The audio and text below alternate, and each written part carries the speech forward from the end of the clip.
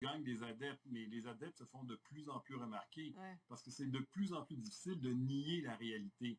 Il y a de plus en plus de gens qui sont touchés. Tout le monde connaît quelqu'un qui est touché. Mhm. La réalité est là. Et donc, ça devient de plus en plus difficile de nier cette réalité-là. Donc, ceux qui la nient ressortent beaucoup plus, là.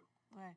Donc, on comprend en même temps les mécanismes sectaires là, qui sont à l'œuvre. Bon, l'inconnu, la pandémie, le virus, la perte de contrôle qui engendre beaucoup de peur. La question, c'est pourquoi cette violence-là? Là? Ils font une coupure très claire, ces gens-là, entre eux et nous. Là, pourquoi les menaces, cette haine envers ceux qui ne partagent pas leur vue? Effectivement, il y a beaucoup de haine. C'est parce que c'est la raison pour laquelle ils n'y croient pas. Premièrement, il y a des gens dans ça qui sont carrément pathologiques.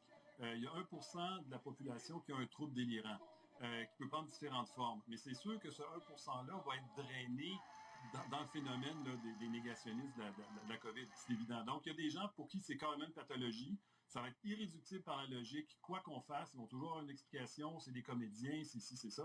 Mm. Et ceux-là, ça va être extrêmement difficile de les faire changer d'idée parce que par définition, ça ne se change pas par la logique. Ouais.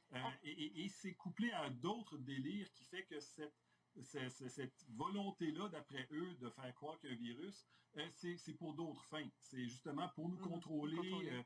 injecter des vaccins avec des puces, le 5G. Mhm. Donc là, pour eux, ils en ont dans leur construction, ça devient quelque chose d'extrêmement sérieux, d'extrêmement important. Ils mettent en jeu la liberté des individus dans ça, Mhm. ils mettent en jeu l'avenir de l'humanité presque.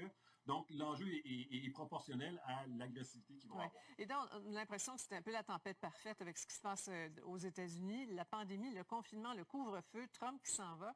Et là, il est possible que ce mouvement-là, là, aux États-Unis, fasse tache d'huile chez nous, là, que toutes les tensions autour de la chute de Trump se répercutent au Québec.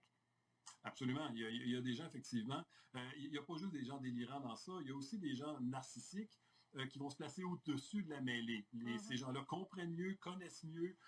Il faut surtout pas qu'on les identifie à la masse de la population. Donc, c'est un moment idéal pour dire qu'eux ont compris quand les autres n'ont pas compris.